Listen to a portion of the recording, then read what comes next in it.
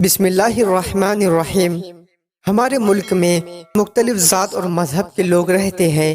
ہر سال ہم مختلف تہواروں کو بڑی خوشی کے ساتھ مناتے ہیں۔ عید الاضحیٰ ان تہواروں میں سے ایک ہے۔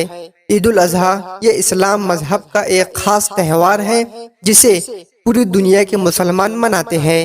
یہ ایک بہت بڑا مسلم تہوار ہے جو بنیادی طور پر حضرت ابراہیم علیہ السلام کی سنت ہے، جو حضرت ابراہیم علیہ السلام کی ایمان اور اللہ تعالیٰ پر ان کی عقیدت کو بیان کرتا ہے۔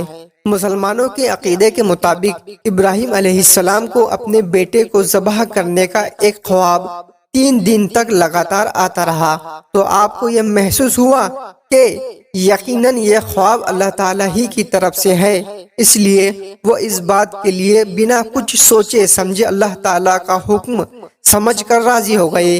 اگرچہ وہ ایک اچھے انسان تھے اور اپنے بیٹے سے بے انتہا محبت کرتے تھے، لیکن خدا کے ساتھ ان کی عقیدت اور اعتقاد اتنا مضبوط تھا کہ انہوں نے اپنے ہی پیارے بیٹے اسماعیل علیہ السلام کی قربانی دینے پر راضی ہو گئے۔